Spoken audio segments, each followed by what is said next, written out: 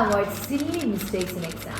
Yes, നമ്മൾ exam എഴുതുന്ന സമയത്ത് കുറേ ആൾക്കാർക്ക് നെഗറ്റീവ് വരാനുള്ള ഒരു കാരണം സില്ലി മിസ്റ്റേക്സ് ആണല്ലേ. ഇത് എന്തുകൊണ്ടാണ്? ഒന്ന്, പഠിക്കുന്ന സമയത്ത് നല്ല വ്യക്തമായിട്ടും വൃത്തിയായിട്ടും പഠിച്ചില്ലെങ്കിൽ നമുക്ക് മിസ്റ്റേക്സ് വരാനുള്ള സാധ്യത വളരെ കൂടുതലാണ്.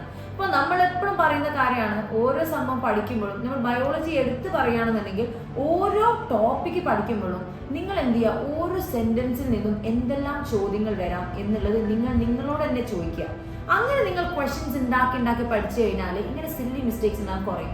രണ്ട്, എക്സാം ഹോളിൽ ടെൻഷൻ അടിച്ചിട്ട് കുറേ പേര് സില്ലി മിസ്റ്റേക്സ് ഉണ്ടാക്കും. എസ്പെഷ്യലി പറയുകയാണെങ്കിൽ ബയോളജി 100 ചോദ്യങ്ങളില്ലേ, ഇത് ഒരു 30 ചോദ്യം കഴിയുമ്പോൾ തന്നെ നമുക്ക് മടുക്കില്ലേ. പിന്നെ സെയിം ഇത് തന്നെ വായിച്ച് ഇങ്ങനെ ഓയമാറിൽ ഇങ്ങനെ കുത്തുക അല്ലെ, വലിയ ഇൻട്രസ്റ്റിംഗ് ആണ്. നമുക്ക് പെട്ടെന്ന് മൈൻഡ് മടുക്കുമ്പോൾ നമുക്ക് മിസ്റ്റേക്സ് വരാനുള്ള സാധ്യത കൂടുതലാണ്. അപ്പോൾ നിങ്ങൾ എന്ത് ചെയ്യണം, ഒരു 20 ക്വസ്റ്റ്യൻസ് ബയോളജി ചെയ്യാം.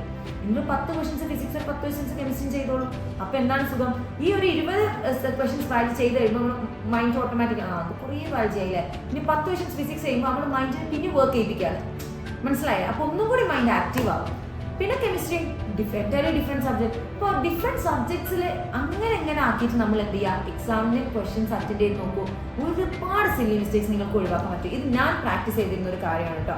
രണ്ടാമത്തെ ഒരു കാര്യം എന്ന് പറയുന്നത്, നമ്മൾ പ്രീവിയസ് ഇയർ ക്വസ്റ്റ്യൻസ് വളരെ വൃത്തിക്ക് ചെയ്തിട്ട് മാത്രമേ നിങ്ങൾ എക്സാം അറ്റൻഡ് ചെയ്യാൻ പറ്റുള്ളൂ. കാരണം ഏത് രീതിയിലാണ് നമുക്ക് ക്വസ്റ്റ്യൻസ് വരിക എന്നുള്ളത് നമ്മൾ പരിചയപ്പെടണം അല്ലേ. യെസ്, കുറെ ആൾക്കാർ പ്ലസ് 2 കഴിഞ്ഞിരിക്കുന്ന ആൾക്കാരുണ്ടാവും. സോ ബോർഡ് എക്സാം പാറ്റേൺ ആയിരിക്കും അവർ പഠിച്ചിട്ടുണ്ടാവുക. നീറ്റിന് എഴുതണം എന്ന് ആഗ്രഹം ഉണ്ടാവും, നീറ്റിന് രജിസ്റ്റർ ചെയ്തിട്ടുണ്ട്, പക്ഷേ ഒരു എക്സാം പോലും അറ്റൻഡ് ചെയ്തിട്ടുണ്ടാവില്ല. മാക്സിമം നിങ്ങൾക്ക് കിട്ടുന്ന മോക്ക് ടെസ്റ്റുകളെല്ലാം നിങ്ങൾ അറ്റൻഡ് ചെയ്യാനായിട്ട് ശ്രമിക്കുക എന്നുള്ളതാണ് ഏറ്റവും ഇമ്പോർട്ടൻ്റ് ആയിട്ട് എനിക്ക് പറയുന്നത്. മാർക്ക് കുറഞ്ഞോട്ടെ ഒരു കുഴപ്പമില്ല, റാങ്ക് എത്രയോ വലിയ റാങ്ക് ആയിക്കോട്ടെ, ഒന്നും നിങ്ങൾ നോക്കണ്ട. നമുക്ക് ആ ഒരു ആംബിയൻസിനോട് നമ്മൾ എത്രത്തോളം അഡാപ്റ്റഡ് ആവുന്നു, ആ ഒരു പെർട്ടിക്കുലർ ടൈമിൽ നമുക്ക് എത്രത്തോളം ക്വസ്റ്റ്യൻസ് അറ്റൻഡ് ചെയ്യാൻ പറ്റുന്നു, ഈ ഒരു സംഭവമാണ് നമ്മൾ മോക്ക് ടെസ്റ്റിലൂടെ മെയിൻ ആയിട്ട് ഉദ്ദേശിക്കുന്നത്. അതിലൂടെ നമുക്കൊരു സെൽഫ് ഇംപ്രൂവ്മെന്റ് ആണ് നമ്മൾ യഥാർത്ഥത്തിൽ ചെയ്യേണ്ട ഒരു കാര്യം. സോ ഒരു മോക്ക് ടെസ്റ്റ് എഴുതി കഴിയുമ്പോൾ നമുക്ക് ക്വസ്റ്റ്യൻസ് ഇഷ്ടം പോലെ തെറ്റും, ഒരുപാട് നെഗറ്റീവ്സ് ഉണ്ടാവും. നെക്സ്റ്റ് മോക്ക് ടെസ്റ്റിൽ നമ്മുടെ ആഗ്രഹം ഉണ്ടായിരിക്കണം ഇതിനെക്കാട്ടും കൂടുതൽ ക്വസ്റ്റ്യൻസ് എത്തിക്കണമെന്നാണ്. നെവർ, അങ്ങനെ ഒരിക്കലും ആവരുത്.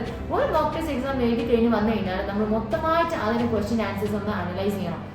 എവിടേക്കാണ് തെറ്റ് വന്നത്, എന്തുകൊണ്ടാണ് എനിക്ക് ആ ക്വസ്റ്റ്യന് തെറ്റ് വന്നത്, ആ ഒരു തെറ്റ് ഇനി ഞാൻ റിപ്പീറ്റ് ചെയ്യില്ല. ആ ഒരു particular topic, not just that ആ ഒരു ക്വസ്റ്റ്യൻ മാത്രമല്ല നമ്മളിവിടെ കറക്റ്റായിട്ട് പഠിക്കുന്നത്. ദാറ്റ് പെർട്ടിക്കുലർ ടോപ്പിക് നമ്മൾ എടുക്കുകയാണ്, ആ പെർട്ടിക്കുലർ ടോപ്പിക് നമ്മൾ മുഴുവൻ പഠിക്കണം.